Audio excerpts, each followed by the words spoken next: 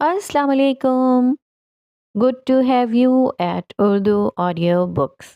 हाजिर खिदमत है अबू यहया का नावल आखिरी जंग, एपिसोड 15, सेकंड लास्ट एपिसोड। घर वापस जाते हुए गाड़ी में खामोशी छाई हुई थी। गाड़ी नबीहा खुद ड्राइव कर रही थी जबकि सारा उसके बराबर में बैठी हुई थी। वो दिल ही दिल में सोच रही थी कि खबर नहीं नबीहा को यहाँ लाना मुफीद हुआ भी या नहीं। वो उसके सरकश मिजाज और अड़ियल तबीयत से वाकिफ थी। फिर उसने ये सोचकर दिल को तसल्ली दी कि कम से कम उसने तो अपना फर्ज पूरा कर दिया। लेकिन उसके दिल में ख्वाहिश थी कि वो नबीहा का रद्द अमल दरियाफ्त करे। आखिर वो खामोश ना रह सकी। कैसी रही अब्दुल्ला भाई से मुलाकात? ये बहुत आला इंसान है। मैंने जिंदगी में ऐसा इंसान नहीं देखा। बेशक वो बहुत आला इंसान है, लेकिन मैं उनके मुतालिक नहीं, उनकी बातों के मुतालिक पूछ रही हूँ। उनकी कुछ बात समझ में आई? उनकी बातें भी अच्छी थीं, मगर मैं उनकी शख्सियत से बहुत मुतासिर हुई हूँ।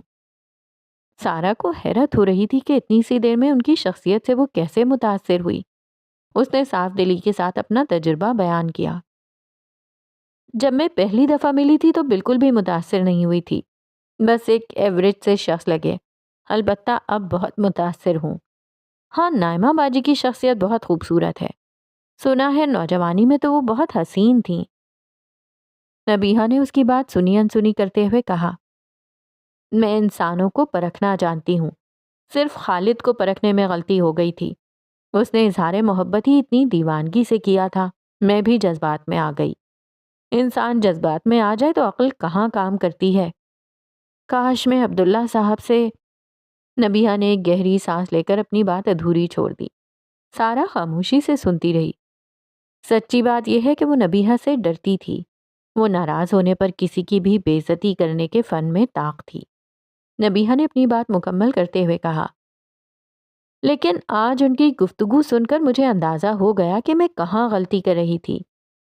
सारा ने दिल ही दिल में शुक्र अदा किया कि नबीहा पर अब्दुल्ला की बातों का कुछ तो असर हुआ और वो अपनी गलती मान रही है। तो मैं उम्मीद रखूं कि अब तुम और खालिद भाई एक अच्छी जिंदगी गुजारोगे। सारा ने पुरुमीद मगर नपे तुले अंदाज में सवाल सामने रखा। हाँ, आज से लव अफेयर खत्म, शादीशुदा जिंदगी शुरू। नबीहा ने गाड़ी को मरकजी रास्ते पर मोड़ते हुए धीरे से कहा। सच? सारा ने खुशी से कहा और फिर उसने आंखें बंद करके कहा, थैंक यू अब्दुल्ला भाई। नबीहा खामोश रही। सारा ने उसकी तरफ देखते हुए दरियाफ्त किया, बुरा मत मानना नबीहा, तुम आसानी से कोई बात मानती नहीं हो, फिर तुमने अब्दुल्ला भाई की बात इतनी जल्दी कैसे मान ली? नबीहा ने विंड स्क्रीन की सिमत नजरें जमाते हुए जवाब दिया, मैंने बताया था ना कि मैं उन साहब की शख्सियत से बहुत मुतासिर हो गई हूँ। बस जब दिल किसी के आगे झुक जाता है तो उसकी बात समझ में आ जाती है। लेकिन इतनी जल्दी तुम कैसे मुतासिर हो गई?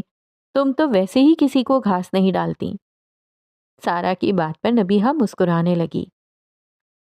तुम जानती हो गुफ्तगू के आगाज में जब तुमने अब्दुल्ला साहब को पानी पिलाया था तो उस वक्त क्या हुआ था?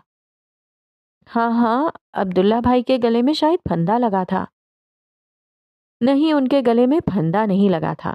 फंदा इतनी जल्दी ठीक नहीं होता। वो मुझे देखना नहीं चाहते थे। मगर उन्होंने तो तुम्हें देखते हुए ही सारी बातें की हैं, बल्कि हकीकत यह है कि सारी बातें तुमसे ही हुई हैं। मैं और नाइमा बाजी तो खामोश बैठे हुए थे। नहीं, वो मुझे नहीं देख सकते थे, कम से कम मेरे इस हुलिये में। नबीहा ने अपने कपड़ों की तरफ इशारा करते हुए कहा, वो कैसे? वो तो तुम्हें ही देख रहे थे। हाँ, कभी कभार नजरें हटा लेते थे। बिल्कुल नॉर्मल तरीके पर बात कर रहे थे। मैंने तो कोई खास बात महसूस नहीं की। तुम भूल गई कि टिश्यू पेपर से चेहरा साफ करते हुए उन्होंने अपना चश्मा उतार दिया था।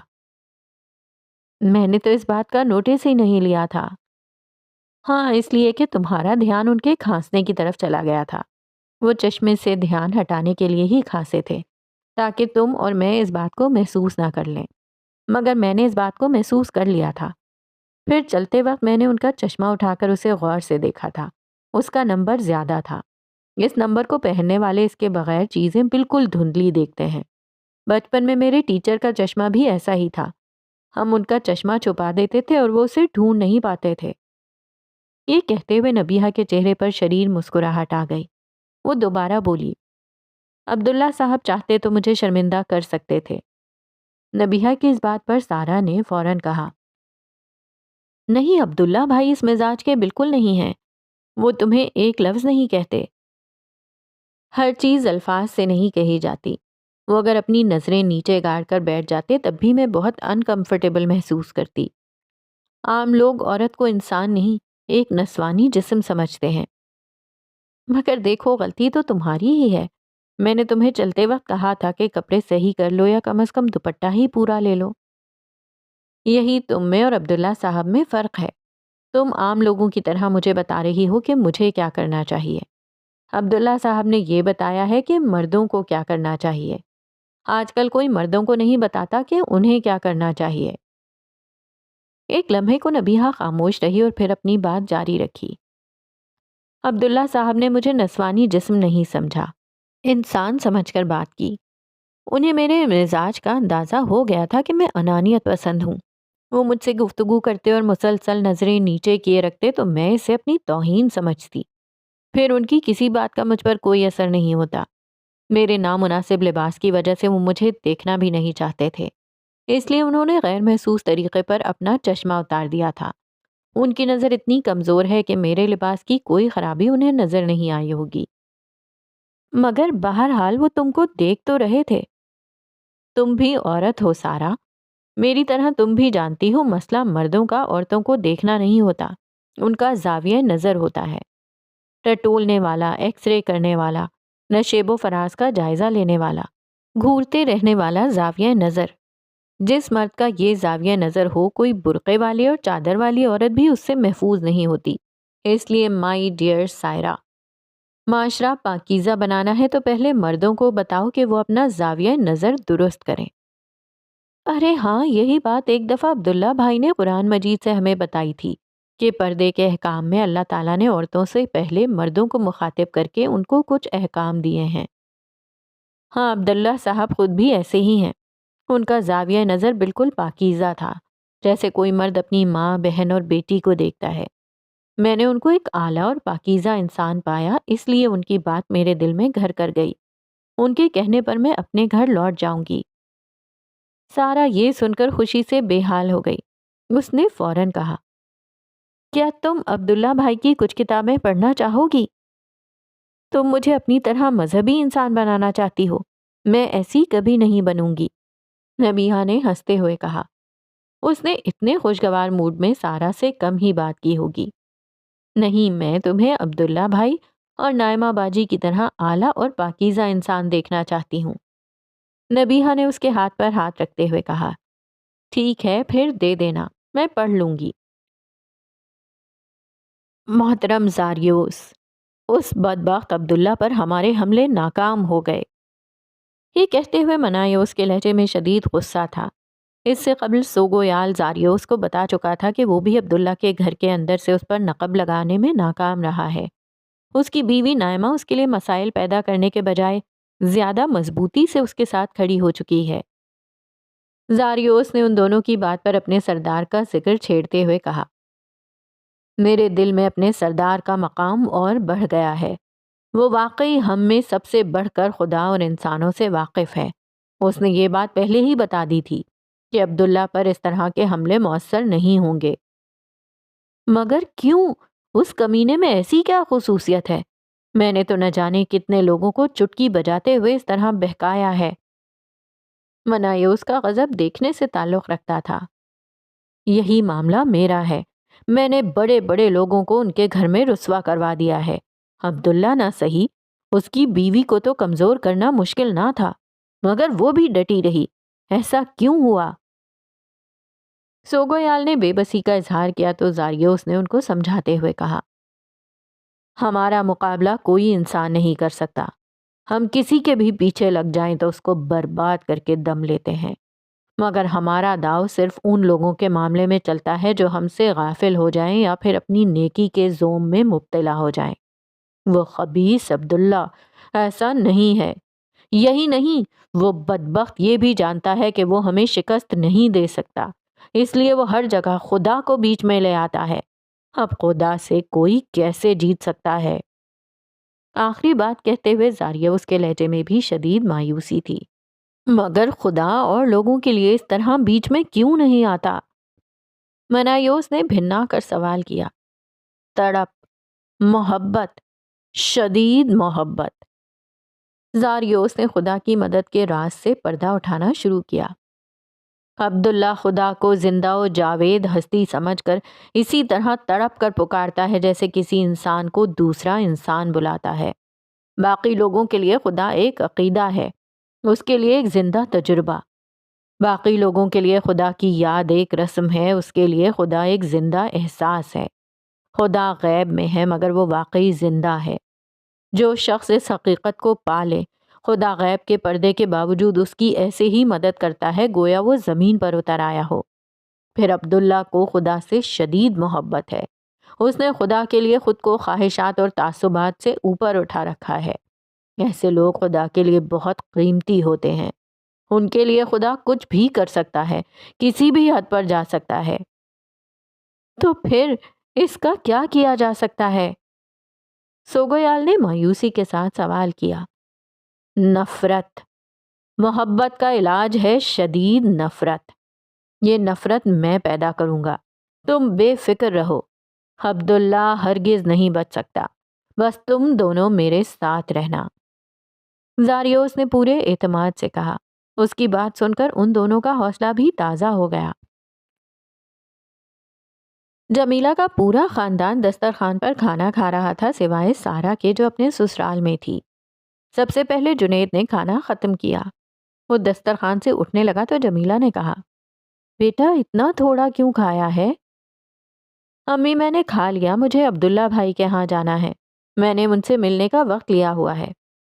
اس کی بات سن کر سعد نے اسے گھور کر دیکھا جبکہ ماں کے پاس بیٹھی صبا فوراً بول اٹھی، بھائی مجھے بھی جانا ہے۔ ضرور چلو، جنید نے کہا مگر اس کے جملے کی گونج ابھی ختم بھی نہیں ہوئی تھی کہ سعد غرا کر بولا، خبردار، کوئی ضرورت نہیں اس کے پاس جانے کی، وہ ایک مغربی ایجنٹ ہے، ایک قادیانی ہے جو یہود و نصارہ کی سازشیں اور مغربی خیالات یہاں پھیلا رہا ہے۔ بیٹا یہ کس طرح کی گفتگو کر رہے ہو؟ میں نے تمہیں کیا یہی تہذیب سکھائی ہے؟ امی آپ بیچ میں مت بولیں، آپ معصوم ہیں، آپ کو نہیں پتا کہ وہ کیسے شیطانی ایجنڈے پر کام کر رہا ہے۔ دیکھا نہیں تھا اس کے پاس وہ گورا یہودی بیٹھا ہوا تھا۔ میں یہ جانتی ہوں کہ اس کی وجہ سے آج تمہاری بہن اپنے گھر میں اتنی عزت سے بیٹھی ہے۔ بس رہنے دیں، وہ آپ اور باجی جیسی معصوم خواتین کو بے وقوف بنا سکتا ہے، مجھے نہیں۔ بھائی آپ اتنا غصہ کیوں ہو رہے ہو؟ میں اپنا اچھا برا سمجھتا ہوں، جنید نے سعد کو سمجھاتے ہوئے کہا۔ اس پر صبا بھی بولی، اور میں بھی اپنا اچھا برا سمجھتی ہوں۔ تم تو رہنے ہی دو، تم تو ہو ہی بے حیا بے شرم۔ بیٹا یہ کیا ہو گیا ہے تمہیں؟ کس طرح کی باتیں کر رہے ہو؟ جمیلہ نے اسے سمجھانے کی کوشش کی مگر وہ تو بالکل بے قابو ہو رہا تھا۔ جھلا کر بولا، آپ نے اپنے کانوں سے اس روز سنا تھا، وہ پردے کے بھی خلاف ہے اور جہاد کا بھی منکر ہے، اور دیکھا نہیں تھا وہ بے حیا کس مزے سے عورتوں کی پاکی ناپاکی کی باتیں کر رہا تھا۔ بھائی وہ ہمیں طلاق کا قانون سمجھا رہے تھے جو اللہ تعالیٰ نے قرآن میں بیان کیا ہے۔ عبداللہ بھائی نے ہماری غلط فہمی دور کرنے کے لیے ہمیں سمجھا دیا تو کیا ستم ڈھا دیا کہ آپ ان کے دشمن ہو گئے ہیں؟ صبا نے بڑے طریقے سے سعد کو سمجھانے کی کوشش کی۔ اس کو کوئی سخت جواب دینے کے لیے سعد نے منہ کھولنا ہی چاہا تھا کہ جنید نے مضبوط لہجے میں کہا، بھائی آپ کسی پر غلط الزام مت لگائیں، نہ وہ پردے کے خلاف ہے نہ جہاد کے، بس آپ کو ان سے اللہ واسطے کا بیر ہو گیا ہے، لیکن میں ان سے ملنے جا رہا ہوں اور صبا بھی جا رہی ہے، کوئی ہمیں نہیں روک سکتا۔ یہ کہتے ہوئے اس نے بہن کا ہاتھ پکڑا اور گھر سے باہر نکل گیا۔ سعد بھی غصے میں ایک سانپ کی طرح پھنپھناتا ہوا کھڑا ہو گیا اور دروازے کی طرف دیکھتا ہوا بولا، یہودیوں کے اس ایجنٹ کو تو میں جلد ہی دیکھ لوں گا۔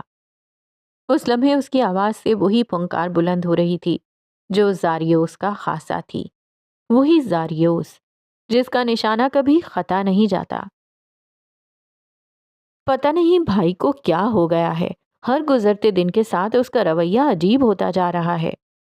جنید نے آتے ہی عبداللہ سے اپنے بھائی سعد کا معاملہ بیان کیا۔ دیکھیے آپ کا بھائی سعد مزاج کے اعتبار سے جذباتی ہے، اس کی عقلی صلاحیت بہت کم ہے۔ ایسے لوگ تعصبات کا فوراً شکار ہو جاتے ہیں۔ جو شخص ایک دفعہ تعصبات کے اسیر ہو جائیں ان کے لیے اس پھندے سے نکلنا بہت مشکل ہو جاتا ہے۔ اونٹ سوئی کے ناکے سے گزر سکتا ہے مگر کوئی متعصب آدمی جنت میں نہیں جا سکتا۔ تعصب اتنی بری چیز کیوں ہے؟ جنید نے سوال کیا۔ یہ اپنی ذات میں کوئی بری شے نہیں، اصل میں یہ کسی چیز سے جذباتی وابستگی ہے، لیکن جب یہ سچائی کے انکار کا سبب بن جائے تو پھر جہنم کے سوا یہ کسی اور راستے کی طرف لے کر نہیں جاتا۔ اس میں مبتلا شخص کو وقت کا پیغمبر بھی کچھ سمجھانے کی کوشش کرے تو وہ مان کر نہیں دیتا۔ ایمان کیا ہوتا ہے؟ اس دفعہ صبا نے عبداللہ سے پوچھا جو جنید کے ساتھ ہی بیٹھی تھی۔ دیکھیے اللہ نے ہمیں اس دنیا میں دو امتحانوں میں ڈالا ہے، ایک عمل کا امتحان یعنی ہم اللہ کا حکم مانتے ہیں یا نہیں، دوسرا فکر کا امتحان یعنی یہ حقیقت دریافت کرنا کہ خود اللہ کا حکم اور اس کی مرضی و منشا کیا ہے۔ اس دنیا میں ایک عیسائی بھی اپنے دین کو اللہ کی طرف سے کہتا ہے اور ایک مسلمان بھی۔ ایسے میں تحقیق کرنا ہوگی کہ صحیح کون کہہ رہا ہے۔ اسی طرح خود مسلمانوں میں بھی ہر گروہ اپنی بات کو اللہ کی بات کے نام پر پیش کرتا ہے۔ ان میں سے بھی کس کی بات اللہ اور اس کے رسول کی نسبت سے درست ہے، اس کو تلاش کرنے کی کوشش کرنا چاہیے۔ یہ ایمان ہے۔ مگر جو بات پہلی دفعہ کسی سے سن لی اور اسی پر اڑ گئے، یہ تعصب ہے، اس کا انجام بہت برا ہوگا۔ مگر ہر شخص میں تو یہ صلاحیت ہوتی ہے نہ شوق، تو وہ یہ کیسے کرے گا؟ صبا نے اعتراض اٹھایا۔ دیکھیے اللہ کا ہم پر احسان ہے کہ بنیادی ایمانیات اور عمل صالح جن پر نجات منحصر ہے ان کو تو قرآن مجید نے اس طرح کھول کر بیان کیا ہے کہ صرف قرآن کا پڑھنا ہی کافی ہے۔ رہی ضمنی باتیں تو چلے مان لیا کہ ان میں تحقیق کا ذوق ہے، نہ فرصت تو نہ کیجیے۔ اللہ سے امید ہے کہ وہ عذر قبول فرمائیں گے، مگر پھر ایسی صورت میں فتویٰ بازی بھی نہیں کرنا چاہیے۔ اپنے سطحی علم کی بنیاد پر کسی دوسرے فرد کے بارے میں کوئی رائے دینے سے پرہیز کرنا چاہیے، ورنہ قیامت کے دن آپ اپنے آپ کو جواب دہی کے سخت ترین کٹہرے میں پائیں گے۔ اتنے میں اسٹڈی روم کے دروازے پر دستک ہوئی۔ عبداللہ نے صبا سے کہا، چائے آ گئی ہے، اسے جا کر لے آؤ۔ جنید نے موقع غنیمت جان کر گفتگو کو آگے بڑھایا۔ عبداللہ بھائی، میں جنت میں جانا چاہتا ہوں، مجھے بتائیے کہ میں کیا کروں؟ ایمان اور اخلاق کے تقاضے پورے کیجیے۔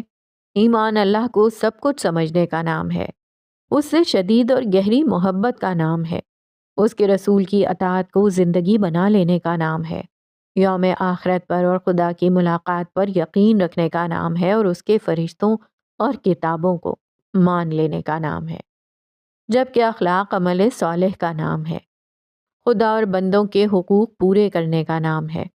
ان دونوں کو قرآن مجید نے بہت کھول کر بیان کیا ہے، اس کو سمجھیے اور اس پر عمل کیجیے، جنت آپ کی منزل ہوگی۔ مگر مجھے مذہب سے کچھ چڑ ہو چکی ہے۔ صبا جو چائے لے کر واپس آ چکی تھی، اس نے چائے ان کے ساتھ رکھتے ہوئے صاف صاف کہا، دیکھیے مذہب سے چڑ میرے جیسے مذہبی لوگوں کی وجہ سے ہوتی ہے، مگر مذہب میرا نام نہیں ہے، مذہب دراصل رسول اللہ صلی اللہ علیہ وآلہ وسلم کا نام ہے۔ آپ اس دنیا کی خوبصورت ترین شخصیت تھے، میں آپ کو بتاتا ہوں کہ آپ کس طرح عام مذہبی لوگوں سے مختلف تھے۔ ایک دفعہ ایک شخص آیا اور اس نے مسجد نبوی جیسی مقدس جگہ کو ناپاک کر دیا۔ بیت الخلاء جانے کے بجائے وہ وہاں فارغ ہو گیا۔ لوگ اسے مارنے کو دوڑے تو آپ نے لوگوں کو منع کیا اور کہا کہ اس کی گندگی پر پانی بہا دو۔ پھر بڑی نرمی سے اسے سمجھایا کہ دیکھو یہ اللہ کا گھر ہے، یہاں یہ کام نہیں کرتے۔ حضور کی یہی شفقت اسلام کا اصل تعارف ہے۔ پھر ایک دفعہ آپ جمعے کا خطبہ دے رہے تھے، ایک شخص نے عین خطبے کے بیچ میں آ کر آپ کو روکا اور کہا کہ مجھے کچھ سوالات کرنے ہیں۔ اس نے یہ اصرار کیا کہ مجھے کہیں جانا ہے اور مجھے ابھی بتائیے۔ آپ نے خطبہ بیچ میں روکا، اس کے سوالات کے جوابات دیے اور پھر دوبارہ خطبہ شروع کیا۔ بتائیے ایسا کون کر سکتا ہے؟ مگر لوگوں کا یہی احساس کرنا اسلام کا اصل تعارف ہے۔ میں اگر کئی گھنٹے تک بھی بولتا رہوں تو آپ کی سیرت کے ایسے واقعات ختم نہیں ہوں گے۔ تو یاد رکھیے، اصل معیار رسول اللہ صلی اللہ علیہ وآلہ وسلم ہیں۔ انہی کی پیروی اصل دین ہے۔ قرآن مجید کی ساری تعلیمات آپ ہی کی شخصیت کا نام ہے۔ آپ سب کچھ ہیں اور آپ کے علاوہ کوئی کچھ بھی نہیں۔ یہ دین کا خلاصہ ہے۔ اور اللہ تعالیٰ؟ صبا نے ایک اور سوال کیا۔ رسول اللہ صلی اللہ علیہ وآلہ وسلم کی شخصیت اللہ ہی کی رحمت کا ایک اظہار تھی۔ اللہ تعالیٰ کے تو کیا ہی کہنے، ان جیسا کون ہے؟ وہ اتنے مہربان اور اتنے کریم ہے کہ کوئی اندازہ ہی نہیں کر سکتا۔ قیامت کے دن جب پردہ اٹھے گا تو لوگ دیکھیں گے کہ ان سے زیادہ حسین، مہربان اور بخشش کرنے والا کوئی نہیں۔ بس اللہ کے پیچھے لگ جاؤ، اس کی بندگی اور محبت کو زندگی بنا لو، پھر دیکھو وہ کس طرح تمہیں دنیا اور آخرت کی ساری بھلائیاں دیتے ہیں۔ اچھا، مجھے فرشتوں کے بارے میں بھی بتائیے۔ صبا کے سوالات ختم نہیں ہو رہے تھے۔ دیکھیے، اللہ تعالیٰ سب کچھ کر سکتے ہیں اور ان کو سب کچھ پتا ہوتا ہے، لیکن چونکہ وہ بہت بڑے بادشاہ ہیں اس لیے وہ خود کچھ نہیں کرتے۔ انہوں نے کائنات کا نظام چلانے کے لیے فرشتوں کی مخلوق بنائی ہے جو ان کی حمد، تسبیح اور تقدیس بھی کرتی ہے اور ان کے احکام بھی نافذ کرتی ہے۔ مثال کے طور پر، جیسے دنیا میں صدر یا وزیر اعظم جب کوئی حکم دیتے ہیں تو اسے بیوروکریسی نافذ کرتی ہے۔ جی، میں نے کوچ کی کتابوں میں پڑھا کہ 4 فرشتے ہوتے ہیں۔ فرشتے 4 نہیں ہیں، لاتعداد ہیں۔ عبداللہ نے صبا کی بات پر مسکراتے ہوئے اس کی تصحیح کی۔ جنید بھی بولا، 4 فرشتوں والی بات تو یہ ہے کہ ان کے کام بیان ہوئے ہیں، جیسے حضرت جبرائیل وحی لاتے تھے وغیرہ۔ اس پر صبا نے کہا، پھر تو حضرت جبرائیل اب فارغ ہو چکے ہیں، کیونکہ ختم نبوت کے بعد تو وحی نہیں آتی۔ یہ تصور درست کر لیں کہ میرے آقا حضرت جبرائیل علیہ السلام کا کام صرف وحی لانا تھا۔ ایسا نہیں ہے، وہ تو بہت سے کام کرتے ہیں۔ آپ نے ان کو آقا کیوں کہا؟ ہم انسان تو اشرف المخلوقات ہیں، ہم تو ان سے افضل ہیں۔ یہ ایک خوش فہمی ہے کہ میں اور آپ حضرت جبرائیل سے بلند حیثیت رکھتے ہیں۔ حضرت جبرائیل کا مقام اتنا بلند ہے کہ آپ کو اس کا اندازہ نہیں۔ وہ اللہ کے انتہائی مقرب فرشتے ہیں۔ یوں سمجھ لیں کہ اس دنیا میں جو حیثیت بیوروکریسی کے سربراہ یعنی چیف سیکرٹری کی ہوتی ہے وہی ان کی حیثیت ہے۔ دنیا کا سارا نظام ان کے زیر اثر چل رہا ہے۔ وہی لانا چونکہ بہت اہم معاملہ ہوتا ہے اس لیے وہ خود لے آتے تھے، مگر اب تو وہ دنیا میں نہیں آتے۔ وہی لے کر تو نہیں آتے، لیکن اس کے علاوہ دیگر کاموں سے ابھی بھی آتے ہیں۔ شب قدر میں تو وہی آسمانی فیصلے اپنی نگرانی میں زمین کے فرشتوں کے حوالے کرتے ہیں۔ اس کے علاوہ بھی جب کوئی خصوصی فیصلہ نافذ کرنا ہوتا ہے وہی زمین پر آتے ہیں۔ ہر فرشتہ ان کی بات مانتا ہے اور ہر شیطان ان سے ڈرتا ہے۔ عبداللہ کی بات ختم ہوئی تو جنید نے کہا، عبداللہ بھائی، آپ کی باتیں اتنی اچھی ہیں کہ جانے کا دل نہیں چاہتا، مگر مجھے معلوم ہے کہ آپ بہت مصروف رہتے ہیں، اس لیے ہم چلتے ہیں۔ ہمارے لیے دعا کیجیے گا۔ ضرور ضرور، میں ضرور دعا کروں گا۔ صبا بھی اٹھتے ہوئے بولی، آپ کا بہت بہت شکریہ۔ آپ نے مجھے درست راستہ بتایا، ورنہ میں تو مذہب سے بیزار ہو گئی تھی، مگر اب مجھے اللہ اور اس کے رسول سے سچی محبت ہو گئی ہے۔ اللہ آپ کو اپنے فضل سے نوازے۔ عبداللہ نے دعا دیتے ہوئے ان دونوں کو رخصت کیا۔ شاہد سعد کو لے کر سرپرست اعلیٰ کے کمرے میں داخل ہوا۔ انہیں دیکھتے ہی سرپرست اعلیٰ کھڑے ہو گئے اور سعد سے گلے مل کر کہنے لگے، تو ہمارا مجاہد تیار ہے؟ بالکل تیار ہے، سعد کی جگہ شاہد نے جواب دیا، بلکہ ہم نے 1-2 جگہ بھیج کر تجربہ بھی کروایا ہے۔ بڑا حوصلہ ہے اس نوجوان کا، شکار کے سینے میں گولی اتارتا ہے اور نشانہ تو ایسا ہو گیا ہے کہ بھیجا اڑا کر رکھ دے۔ تو اب کیا ارادہ ہے؟ سرپرست اعلیٰ نے دریافت کیا۔ بس سب ہماری نگاہ میں ہے، ہماری نگرانی اور سارا پلان مکمل ہے۔ 2-4 دن میں جیسے ہی موقع ملا خوشخبری آپ تک پہنچ جائے گی۔ ویسے میں نے ایک اظہار مذمت کا بیان بھی تیار کر لیا ہے۔ جیسے ہی اس فتنے سے نجات ملے گی ہم یہ مذمتی بیان جاری کر دیں گے۔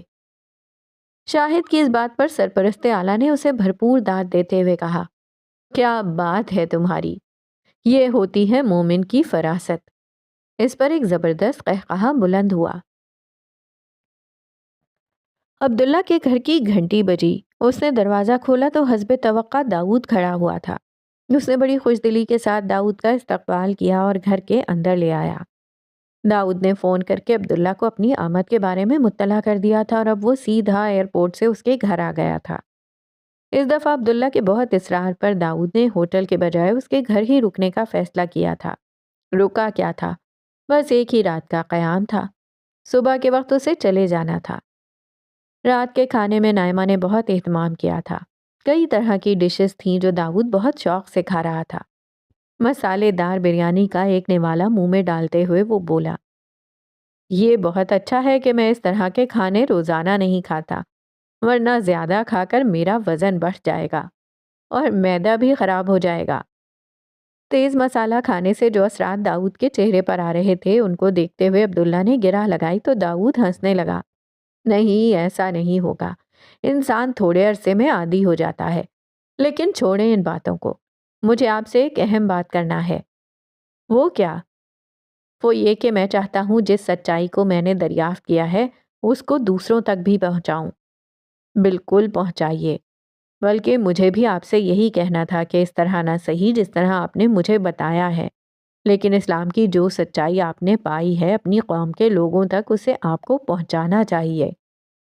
عبداللہ کی بات سن کر داؤد نے قدرے تردد کے ساتھ کہا، ظاہر ہے کہ میں یہ دستاویز والی بات تو نہیں کر سکتا، نہ کوئی اسے مانے گا، اس کی ضرورت بھی نہیں ہے۔ عبداللہ نے اس کی بات کاٹتے ہوئے جواب دیا، آپ تو مجھ سے سن چکے ہیں کہ جو کچھ آپ کو ان دستاویزات سے معلوم ہوا ہے وہ مجھے پہلے ہی سے معلوم تھا۔ اسلام اتنا زیادہ ثابت شدہ مذہب ہے کہ اسے کسی اضافی سہارے کی ضرورت نہیں۔ ابھی تو ہم نے سابقہ کتب کے حوالے سے کچھ بات کی ہے، ورنہ اسلام اپنے مقدمے کو علم و عقل کے ایسے روشن دلائل سے ثابت کرتا ہے کہ کوئی ذی شعور انکار نہیں کر سکتا۔ اصل چیز آپ کا عزم ہے کہ آپ یہ کام کرنے کے لیے تیار ہو جائیں۔ اگر آپ تیار ہو جاتے ہیں تو جدید دور کے ایک انسان کے عقلی اطمینان کے لیے ہمارے پاس سب کچھ ہے۔ ہمیں صرف کام کرنے والے افراد چاہیے، باقی چیزیں میں فراہم کر دوں گا۔ تو بس ٹھیک ہے، میں واپس جا کر ملازمت سے استعفیٰ دے دیتا ہوں۔ اپنے گزارے کے لیے میرے پاس کافی پیسے ہیں، یہ میرا مسئلہ نہیں۔ میں اب ساری زندگی لوگوں کو اسلام کے دین حق ہونے کی شہادت دیتا رہوں گا۔ یہی اصل کام ہے۔ اسلام ساری انسانیت کا دین ہے، یہ ان کا حق ہے کہ اسلام کی تعلیمات ان تک پہنچے۔ اس وقت یہ ہماری ذمہ داری بھی ہے، کیونکہ شیطان نے یہ عزم کر لیا ہے کہ وہ بعض نادان مسلمانوں کو استعمال کر کے اسلام کو بدنام کر کے دم لے گا۔ اس وقت مغرب میں اسلام کے خلاف بدترین فضا بن چکی ہے۔ ایسے میں ہم پر یہ فرض ہو چکا ہے کہ اسلام کے روشن چہرے پر دہشت گردی کا جو داغ بعض نادان مسلمانوں نے لگایا ہے اس کو ہر حال میں صاف کریں، ورنہ خدا ہمیں معاف نہیں کرے گا۔ آپ ٹھیک کہتے ہیں، اس وقت تو مغرب میں اسلام کے خلاف زبردست مہم چل رہی ہے۔ میں اگر براہ راست حضرت عیسیٰ علیہ السلام کے زمانے کی دستاویز نہیں دیکھتا تو شاید اسلام کے بارے میں نرم گوشہ پیدا کرنا بہت مشکل ہوتا۔ داؤد کی بات سن کر عبداللہ نے ایک گہرا سانس لیا اور کہا، یہ شیاطین کتنا بھی زور لگا لیں، اسلام کی دعوت دنیا بھر میں پہنچ کر رہے گی۔ یہ خدا کا کام ہے، وہ اسے پورا کر کے ہی چھوڑے گا۔ انسان نہیں اٹھیں گے تو وہ پتھروں سے یہ کام لے گا، لیکن ہمارے پاس یہ عظیم موقع ہے کہ اس کام میں خود کو شامل کر لیں۔ اس کام کے کرنے والوں پر اللہ کی عنایت کا خصوصی فیض برس رہا ہے، آئیے اس فیض کو ہم بھی حاصل کریں۔ عبداللہ لمحے بھر کو رکا، وہ کچھ سوچ رہا تھا، گویا سوچ کے در و بام پر کھڑے ہو کر وہ کوئی منظر دیکھ رہا تھا۔ کچھ توقف کے بعد وہ بولنا شروع ہوا۔ قرآن مجید کے مطابق حضرت عیسیٰ علیہ السلام کی بعثت ان کی قوم کی طرف ہی ہوئی تھی، اسی لیے وہ یہود کو ہی اپنی دعوت کا مخاطب بناتے تھے اور انہی کو اپنے معجزے دکھاتے تھے۔ ایک دفعہ ایک عورت جو یہودی نہیں تھی ان کے پاس آئی، اس کی بیٹی بہت بیمار تھی۔ اس نے آپ سے مدد کی درخواست کی۔ آپ نے فرمایا کہ بنی اسرائیل کی کھوئی ہوئی بھیڑوں کے سوا کسی اور کی طرف نہیں بھیجا گیا، اس عورت نے بہت اصرار کیا تو آپ نے کہا، بچوں کی روٹی کتوں کے آگے نہیں ڈالتے۔ عبداللہ یہاں پہنچ کر رک گیا، پھر داؤد کی طرف دیکھا جو بڑی دلچسپی سے یہ سن رہا تھا۔ جانتے ہو داؤد، اس عورت نے حضرت عیسیٰ کو کیا جواب دیا؟ کیا جواب دیا؟ عبداللہ نے میز پر رکھی ہوئی روٹی ہاتھ میں اٹھائی اور کہا، اس عورت نے ایک کمال کا جواب دیا۔ یہ جواب جس کو دینا آ جائے وہ خدا سے سب کچھ پا سکتا ہے۔ اس نے کہا، آقا، کتے بھی تو وہی روٹی کھاتے ہیں جو مالکوں کی میز سے گر جاتی ہے۔ یہ کہہ کر عبداللہ لمحے بھر کو رکا اور بھرپور تاثر کے ساتھ کہا، پھر اس عورت کے لیے اللہ تعالیٰ نے اپنا قانون بدل دیا۔ حضرت عیسیٰ نے اس عورت کی بیٹی کو ٹھیک کر دیا۔ تھوڑی دیر کے لیے خاموشی طاری ہو گئی۔ داؤد نے بھی کھانے سے ہاتھ روک لیا تھا۔ عبداللہ پہلے ہی رکا ہوا تھا۔ پھر کچھ ہی دیر میں اس خاموشی کو عبداللہ کی آواز نے توڑا۔ اس وقت خدا کی عنایت کا فیض بٹ رہا ہے، لیکن یہ فیض ہر شخص کے لیے نہیں ہے۔ یہ ان کے لیے ہے جن کو خدا پسند کر لے، یا پھر ان کے لیے جنہیں خدا سے مانگنا آ جائے، جیسے اس عورت نے مانگا تھا۔ تو میں خدا سے کیا مانگوں؟ داؤد نے عبداللہ سے پوچھا۔ نبوت تو مل نہیں سکتی، وہ ختم ہو چکی ہے۔ اس سے نیچے جو کچھ ہو سکتا ہے مانگ لو۔ مجھے تو وہ بھی نہیں پتا، آپ بتا دیں نبوت سے نیچے کیا ہوتا ہے؟ دین حق کی شہادت۔ یہ نبوت ملے بغیر نبیوں ہی کا کام ہے۔ اس کا اجر اتنا ہے کہ قیامت کے دن انسان کو نبیوں کا قرب عطا کیا جائے گا۔ اس سے بڑا اور کیا مقام ہے جو مل سکتا ہے؟ اور تمہیں داؤد بآسانی مل سکتا ہے، بغیر کوشش کے مل سکتا ہے، کیونکہ تم نے اپنے تعصبات کی دیوار کو توڑا ہے۔ یہ مقام کبھی کسی متعصب انسان کو نہیں ملتا۔ تم تو اس کے بہترین امیدوار ہو۔